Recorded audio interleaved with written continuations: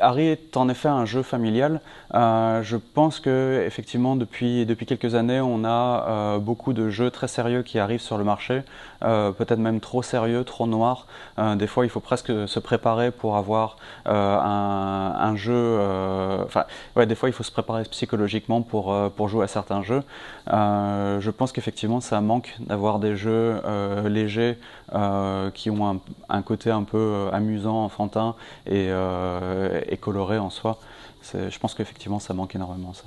Alors c'est vrai que l'histoire de Harry avance très rapidement au début. On voit Harry qui va grandir assez rapidement dans le jeu pour arriver à un moment où le jeu va vraiment changer.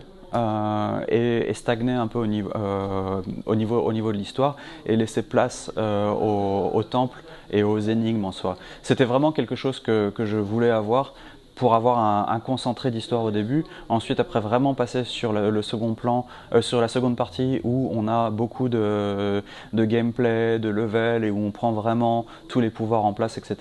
Et puis ensuite après on arrive sur le dénouement qui repart un peu sur une grosse portion d'histoire. Donc c'est vrai qu'au début on a je sais pas, peut-être 25-30 minutes de cutscene tout au début du jeu sur les 2 premières heures de gameplay. Et ensuite, on a presque pas de cutscene sur quelque chose comme 6-7 heures de jeu. Et ensuite, boum, on a un autre 10-15-20 minutes de cutscene encore après. Alors la mécanique des saisons, je dirais pas que ça a été un casse-tête à développer, je dirais que c'est plutôt tout le reste en fait qui était un casse-tête à développer. Le fait que par exemple Harry puisse sauter, mais sauter très très haut en soi et plusieurs fois, ça a été un vrai casse-tête par exemple parce que du coup elle est très difficile à bloquer et le level design justement ça se base sur le fait qu'il faille bloquer en fait le joueur.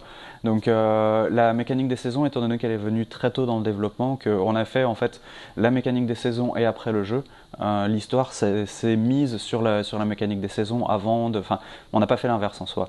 Donc non, la mécanique des saisons était relativement simple à mettre en place. Les puzzles aussi ont été relativement simples à mettre en place.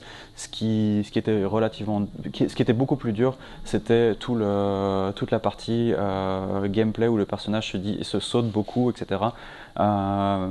J'ai vite compris pourquoi en fait il y a beaucoup d'autres jeux qui ne mettent pas la fonction de sauter dans un jeu. En fait, c'est parce que ça devient rapidement compliqué.